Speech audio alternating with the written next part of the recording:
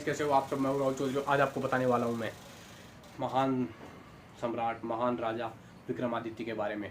Vikramaditya India के ही नहीं, पूरे एशिया के, ठीक है, पूरे इस रीजन के, जो कि एशिया, यूरोप के आसपास का, ठीक है, और ऑस्ट्रेलिया तक, नीचे पैसिफिक ओशन तक, इंडियन ओशन तक, उन्होंने बहुत बड़ा इनका साम्राज्य था, ठीक है। और इनके बारे में जो डिटेल बताई गई है वो बिल्कुल गलत बताई गई है। अंग्रेज़ों के आने के बाद से इंडिया में जो हिस्ट्री लिखी गई है, मुगलों के आने के बाद से, अंग्रेज़ों के आने के बाद से इनकी हिस्ट्री को छुपा दिया गया है, बर्बाद कर दिया गया है।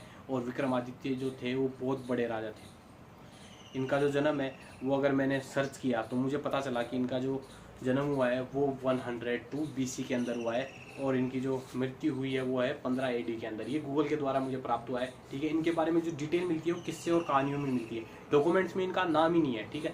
और क्योंकि हम अपने कल्चर के बारे में, हिस्ट्री के बारे में पता होना चाहिए, तो हमें राजा विक्रमादित्य के बारे में भी पता होना चाहिए। हमें एक, ठीक है, हमें इनके बारे में खोज करनी चाहिए आर्कियोलॉजिकल डिपार्टमेंट को, ताकि हमें राजा विक्रमादित्य के बारे में ऑथेंटिकल इन्फॉर्मेशन मिले। क्योंकि किंग राजा विक्रमादित्य बहुत बड़े सम्राट थे। ऐसे माना जाता है कि जो इनका जो सिंहासन था वो मतलब स्वर्ग से भी ऊपर था, या बहुत ऊंचा इनका सिंहासन था। और वहाँ पे बहुत बड़े बड़े जो इनके मंत्री थे और जो भी थे वो सारे के सारे बैठा करते थे। इनकी जो राजधानी थी वो उज्जैन थी। ये जो इनका जो ये वैसे तो ये उज्जैन के क्या थे, राजा थे, और धीरे धीरे पूरे भारत में इन्होंने क्या है राज कर लिया। इन्होंने बहुत सारे युद्ध लड़े थे। ये 100 साल से भी ज़्यादा टाइम तक जिंदा रहे थे, या हो सकता है और भी ज़्यादा जिए हों, जो भी मुझे इन्फॉर्मेशन मिलती है। इन्होंने विक्रम संवत स्टार्ट किया था। जो इंडियन कैलेंडर है विक्रम संवत, वो इन्होंने शकों को हराने के बाद स्टार्ट किया था 57 BC के अंदर।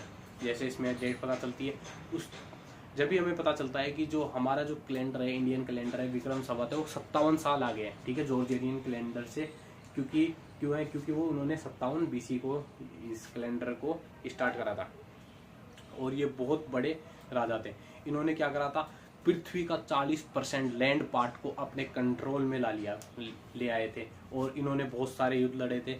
इन्होंने लगभग इन्होंने सारे युद्ध अपने जितने भी लड़े थे वो सारे जीते थे। और ये बहुत बड़े राजा थे।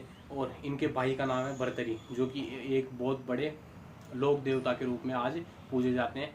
भर्तरी का जो मेन स्थान है राजा भर्तरी का, वो है अलवर के अंदर, ठीक है, अलवर के अंदर सिरिस्का है, उसके आसपास। अब ये फेमस किसके लिए थे, अपने न्याय के लिए, जस्टिस के लिए फेमस थे। इनके ऊपर ये इंडियन लिटरेचर में इनको बहुत बड़ा स्थान दिया गया है, ठीक है। बहुत सारी किस्से कहानियाँ मिल जाएगी आपको यहाँ पे। और इन्होंने इनके ऊपर बहुत सारी स्टोरीज भी है। अब मैं बताने वाला हूँ, इन्होंने शकों को हराया था, हुमू को भी हराया था, और मलेच्छों को भी हराया था, ठीक है। मलेच्छों के बारे में अगर आपको मैं डिटेल बताऊँ तो मलेच्छ क्या है, एक बर्बर जनजाति थी, जिनको क्या है मतलब आप बहुत ही पुराने टाइप के लोग मान लीजिए, जो बिल्कुल बर्बर शिकारी लोग मान लीजिए, आदि मानव मान लीजिए, कैसे भी आदमखोर जनजाति थी ये, ठीक है। मलेच्छ और शक जो थे, शक और हुम, ये सेंट्रल एशिया से आए थे, आप सबको पता ही होगा। तो इनको भी इन्होंने हराया था। और ज़्यादातर युद्ध इन्होंने सारे के सारे, ऑलमोस्ट सारे युद्ध इन्होंने जीते ही थे। और ये बहुत अच्छे राजा थे, न्याय के लिए भी प्रिय थे।